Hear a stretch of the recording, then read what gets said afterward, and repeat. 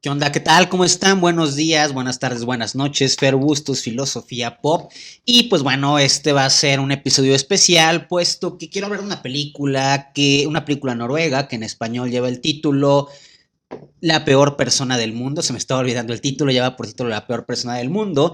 Y esta película justamente está nominada en los Oscars como mejor película extranjera y también curiosamente para mejor guión.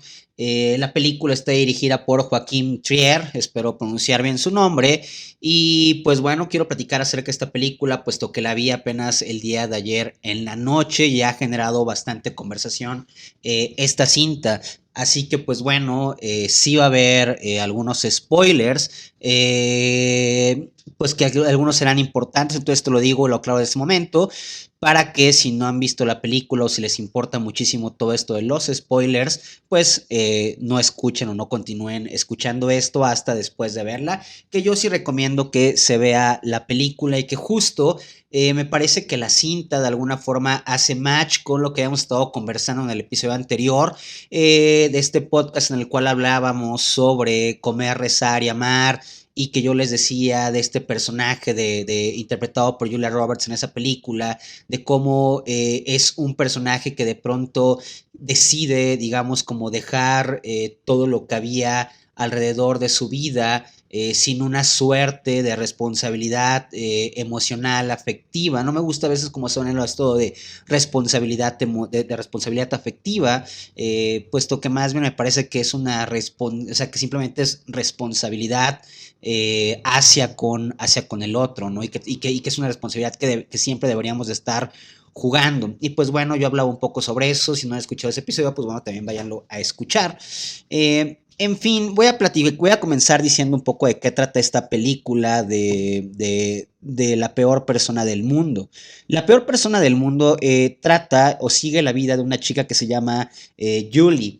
Julie sigue, digamos, como que un periodo de 4 años de su vida. Yo supongo que la película comienza cuando ella tiene 29 años, porque se habla de que está muy próxima a cumplir 30. Comienza a entablar de pronto una relación un poco más seria con Axel, que es como hace historietas sobre un gato.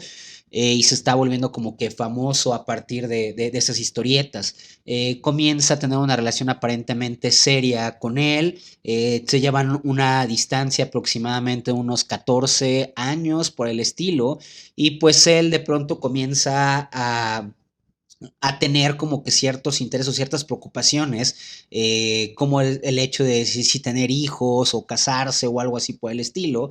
Y mejor dicho, ella rehuye como todo este tipo de cuestiones, ¿no? Ya no le interesa ni casarse aparentemente, ni tener hijos. Entonces, como que eso la hace estar en una duda permanente con relación a la relación que tiene con él, sobre todo en los momentos en los que se reúnen con los amigos de él y las pláticas son más desde un ámbito, ¿cómo decirlo?, de cierta estabilidad, entre comillas, o de lo que se entiende como tener cierta estabilidad adulta, o como algo propio de estar habitando como una vida adulta, que es como, pues bueno, eh, no sé, darle como más seriedad a algunos asuntos que no necesariamente tendrían que ser tan fúnebres como quizá los en ver en la película. Pero bueno, el chiste es que de pronto ella se sale, digamos, como de la relación. Esto está en la sinopsis, pues, de la película. Ella se sale de la relación un poco porque se siente como encerrada o siente que estas cosas le están como aprisionando y empieza a salir, entabla, digamos, como otra relación con un güey con el que ya había coqueteado anteriormente en una fiesta. Hay una ocasión en la película en la que ella asiste como a la presentación del libro de Axel y como que le da hueva de pronto eso y se sale y termina metiéndose, colándose a otra fiesta. Para algunos esta situación puede resultar, digamos, como que invidiable, para otros han dicho como que, pues bueno, que huevo, o que no harían, digamos, como lo que ella está haciendo en ese momento, ¿no? Se mete a esta fiesta y termina conociendo a un güey con el que siente como una cierta atracción, y pasan, digamos, como que por ahí cosas raras. Y pues bueno, tiempo después terminará dejando a Axel para estar con esta persona. Lo vuelvo a repetir, esto lo hice a final de cuentas la sinopsis, yo simplemente estoy poniendo un poquito más, pero no estoy contando a final de cuentas también como cosas importantes o relevantes que yo sí creo que cambian completamente, pues la historia y la trama, ¿no? Por eso sí creo que pues habría que verla a final de cuentas, ¿no? En fin, me parece que la película, o mejor dicho, es como muy importante obviamente el personaje de Julie, que es como el personaje, es el personaje principal. Y creo que a lo que asistimos con esta película, con este personaje, es al de, y que quizá digamos desde ahí viene dado el título de la peor persona del mundo, es que Julie es una suerte de personaje, pues es una chica que digamos está como, que está todo el tiempo como que aburrida. Y también sobre esto hablaba en el episodio anterior, a partir de la de Comer, Rezar y Amar. Pareciera que hay mucha gente que está habitada por esta idea de la intensidad con relación a la vida. Como que miden su vida y quieren tener una vida que se sienta intensamente viva en todos los aspectos posibles, ¿no? Es decir, es como si estuvieran hasta cierto punto anestesiados y entonces quisieran, y entonces esta misma anestesia las lleva a querer vivir todo de forma intensa y tener como, ok, vamos a tener sexo aquí en este lugar porque nos pueden ver y entonces ¡pum! Eso resulta como algo que te hace sentir adrenalina, que te hace sentir intensamente vivo y lo haces, ¿no? Porque eso te confirma, digamos, como tu existencia en este mundo y te saca, digamos, como de de esta tranquilidad frente al mundo.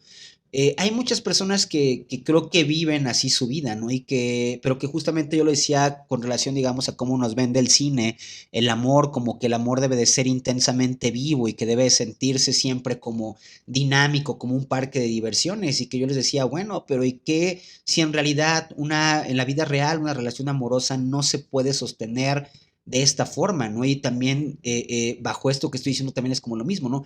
Que si una vida no puede siempre estarse viviendo en términos de intensidad, ¿no? Es decir, que si en realidad la vida va más acerca de otras cosas, ¿no? Acerca de, pues quizá tener paz, tener tranquilidad y no quizá justamente esta, ¿cómo decirlo? Es que a veces pareciera ser que comprendemos más la vida en términos de movilidad, de acción, que de pensamiento, ¿no? Y que justamente por eso Platón decía esto de que una vida sin examen es una vida que no vale la pena vivirse, ¿no? Porque a final de cuentas da igual tener como toda esta actividad física, eso no significa estar vivo, ¿no? Es decir, a final de cuentas, mucho de lo que nos caracteriza más bien es el pensamiento y los sentimientos, y más bien si no hay como una suerte, si no hay una suerte de trabajo, de movimiento intelectual, pues más bien ahí es cuando nos podríamos asumir quizá como no vivos, no mediante la praxis, ¿no? Que justamente esto es a veces como algo, hay mucha gente, ¿no? Que incluso siente como tan anestesiada frente a la vida, que duda de su propia existencia, que incluso recurren justamente como a lastimarse, ¿no? Porque es a partir de este dolor que se cifran en el mundo, ¿no? Que se afirman. Y yo a veces digo, ¿no? Que quizá esto también lo podemos encontrar en el pensamiento de Descartes, ¿no? Es decir, Descartes justamente hay un momento en el que no se siente vivo, duda, hay un solipsismo y lo que él termina por hacer es terminar validando esto a partir de la razón, ¿no? Es decir, claro, es más bien si yo tengo toda esta suerte, eh, eh, eh, eh, si yo tengo toda esta herida existencial, toda esta duda fortísima con relación a mi existencia, es justamente quizá porque estoy vivo, ¿no? Es decir, soy yo el que lo estoy pensando y en el momento en el que estoy pensando estoy existiendo y quizá justamente eso que se siente desde ahí es la experiencia de la vida, ¿no? Y no quizá, es decir, no necesariamente tiene que llegar a partir de un dolor físico, ¿no? También llega a partir de un dolor interno, de un dolor emocional, de un dolor intelectual. En fin, Jolie me parece que es, digamos, como un personaje que, como lo estaba diciendo, está como que aburrida frente a la vida y como que siempre está en un continuo cambio y como que cree que todo tiene que ser intensamente vivo, ¿no? Es una persona que en el interior de la película ha cambiado de carrera 5 veces, ¿no? Que cada vez que se habla como de algo en términos de seriedad o de algo que la pueda aparentemente como atar, hacer algo que pueda significar un compromiso fuerte de atadura, de responsabilidad frente a la vida, lo rehuye, ¿no? Un poco bajo este posicionamiento de lo que significa ser joven, ¿no? Y ser joven y que, ojo, en la película va a cumplir 30 años, ya no es que tenga 20 años, pero también creo que esto va de la mano, y lo ha dicho mucha gente por ahí, va de la mano con el hecho de que los 20 años, o tener, vamos, hace 2 generaciones, por ejemplo, yo pensando en mi mamá a los veintitantos años, 23 años, ya tenía a 2 hijos, ¿no? Y esto, y vamos, y ya tenía, y mi abuelito a sus 18 ya tenía hijos y tenía casa y ya era un adulto que no pensaba, digamos, como que en realmente irse de fiesta y estar bailando con sus amigos y en fin, ¿no?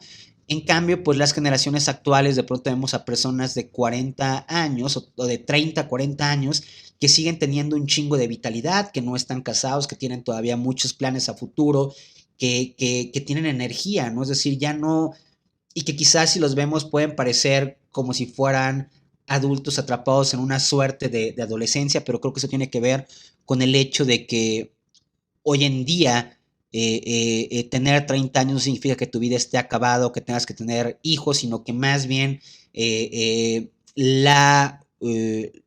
¿cómo decirlo? Creo que se es más joven hasta otras edades. Estamos como que en una constante experimentación de nuestra vida. Bueno, está dando un traguito al café.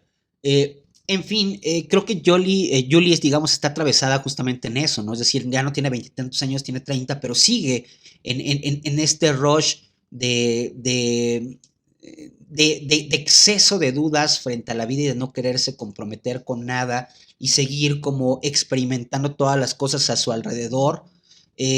Pero también esto me parece que el personaje lo hace de una forma obviamente egoísta, narcisista, eh, porque siempre está, digamos, como que aspirando a esta radicalidad, a la intensidad de la vida, pero a la hora de ir tomando todas estas decisiones, o mejor dicho, toma todo este tipo de decisiones y de cambios en su vida, sin, como decía, justamente porque es como narcisista y egoísta, sin importar los sentimientos de las personas que están a su alrededor o si se pasa a atraer a alguien, ¿no? Porque es como, pues sí, sí, fuck, whatever, puedo salirme de aquí, lo puedo hacer, tengo que hacerlo, es mi vida, tengo que buscarlo, que significa que es como lo más chingón para mí, lo que más me satisfaga, fuck los demás, todavía puedo seguir experimentando, ¿no? Y pues, y vamos, y creo que justamente, y como decía al principio, creo que es por esto, quizá por lo que la película se llama La peor persona del mundo, porque es desde este narcisismo, desde esta cerrazón, desde esta ser el ombligo del mundo, que de pronto Julie de alguna forma lastima a personas a su alrededor, eh, porque no los alcanza a ver o a entender del todo, eh, o mejor, y no entiende, digamos, como que la forma, o sea, lo que ha construido emocionalmente, las promesas, los vínculos, como que no termina, digamos, como de entenderlos y termina por romper cualquier vínculo, cualquier relación en el momento en el que ella quiere, ¿no? Y entonces esto termina por lastimar a muchas personas a su alrededor a lo largo de su vida, pero que de alguna forma ella también es incapaz de ver.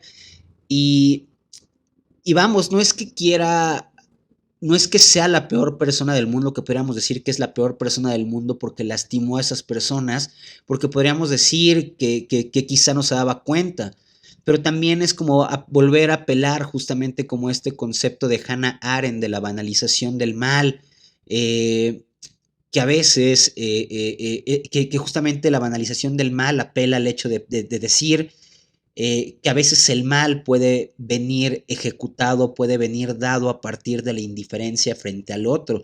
Es lo que sucede con Eichmann en su juicio en Jerusalén, que es cuando Hannah Arendt apela a este concepto, ¿no? Es decir, Eichmann quizá no era esta persona que se dice, no, jajaja, quiero que se mueran, pero cuando le llegaban las listas con los nombres, él lo firmaba porque él pensaba que simplemente era su trabajo, era su labor como oficinista y él estaba cumpliendo con su chamba, ¿no? Es decir, había una suerte de indiferencia con relación a toda la situación que estaba sucediendo. Y entonces ahí es cuando Hannah Arendt nos habla acerca de la bendición del mal. Ser indiferente también es la mordedura del mal. Y creo que justo eso es digamos, lo que le pega a Yuli, ¿no? Que desde cierto punto es una persona privilegiada eh, que podría tener una mayor toma o una mejor toma de decisiones frente a las cosas que hace. Sin embargo, decide tomar ciertas cosas y esas decisiones son las que la terminan llevando a determinados lugares, a determinadas situaciones, a determinados contextos. Eh, pero también justamente esas decisiones son las que terminan por lastimar a las demás personas. Y que, y que yo la clase pasada, perdón, la clase pasada, el episodio pasado yo lo decía, ¿no? Con relación a la película de Comer, Rezar y Amar, que es como, ¿quién puede hacer eso? ¿No? Es un exceso de privilegio hacer ese tipo de cosas, decir, fuck, la chingada, me voy a ir a viajar por el mundo. Y que decía, quizá yo no puedo hacerlo. Y que quizá es como un punto que yo rescataría aquí, porque Julie lo hace de la misma forma que lo hace el personaje de Comer, Rezar y Amar.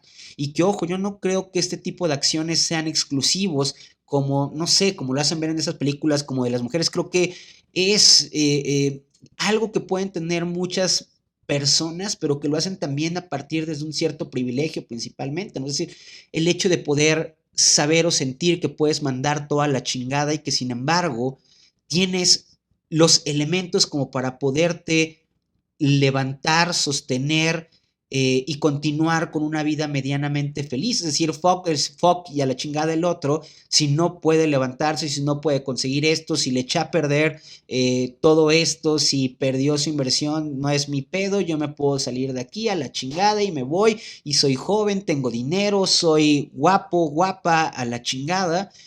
Y eso es como terrible porque creo que, ¿cómo decir? Es como quizá muchos podemos estar atravesados o nos puede seducir ese tipo de ideas que a veces vemos como en el cine.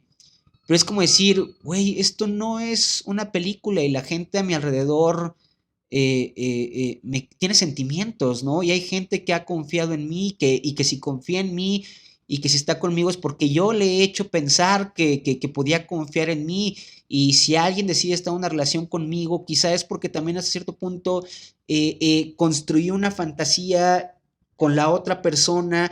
¿Qué es lo que pasa a final de cuentas como en Gone Girl, ¿no? El conflicto en Gone Girl me parece que es el siguiente, ¿no? Es decir, es una pareja y el güey, o sea, la morra estaba tranquila, el güey la seduce, el güey le vende una fantasía acerca de una relación, la morra estaba como un poco desconfiada, pero termina por aceptar la fantasía del güey y se muda a vivir a su fantasía. Ok, ¿quieres estar, te gusta demasiado, quieres tener algo conmigo? Va, me muda a tu fantasía, te la compro, me la vendiste, va, empiezo a tener eso. Y una vez que están al interior de la fantasía de este güey decide salirse, decide abandonarla.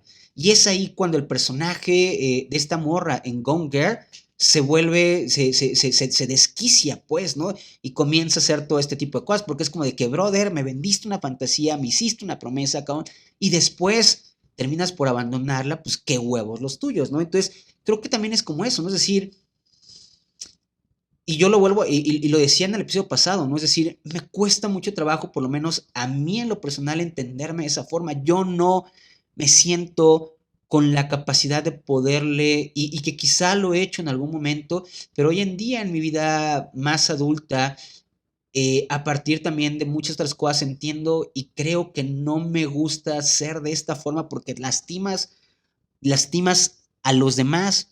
Sin embargo, creo que hay un chingo de banda que está atravesada como por este tipo de lineamientos, ¿no? Como de pensar que la vida, o sea, que no quieren tomar como ningún tipo de decisión, que habitan la vida desde un egoísmo, pero también desde un privilegio, sin ser conscientes justamente del entorno que habitan y de las demás personas que están por, eh, eh, por ahí. La película creo que es muy chingona en poder exhibir estas cosas. Eh, Creo que si falla o algo que podemos poner eh, en crítica es el hecho de que al final de cuentas es un personaje femenino, eh, pero que quizá se nos es representado desde una fantasía masculina, que es la de Joaquín Trier. Eh, Como decían por ahí una crítica del New York Times, o sea, Julie es representada sin amigas, sin cierta conciencia política, y que habría que preguntarnos por qué esos elementos no están ahí en la pantalla. El final, que no voy a decir el spoiler de cómo termina, pero el final creo que me parece bien, o sea, me gusta el final porque creo que en parte la escena final es como un recordatorio para Julie de que a final de cuentas, aunque ella no haya querido haber tomado ninguna decisión, la vida seguía, ninguna decisión seria o fuerte con relación a su vida, que la atara a algo, es como un recordatorio de que pues la vida, ¿cómo decirlo? A veces creemos que la vida dura más eh, de lo que dura y desde ahí a veces somos capaces de dejar cosas, de no hacer cosas, cuando la realidad es que la vida transcurre y es culero cuando de pronto te das cuenta que transcurrió y que pudiste haber hecho algo y que no hiciste nada, es parte obviamente de estar vivo. El personaje de Julie no creo que se lamente del todo. Y también es como esto que decía, ¿no? A final de cuentas es una chica privilegiada en la película, puesto que aunque pasan un chingo de cosas duras y fuertes, ella al final termina en un buen lugar.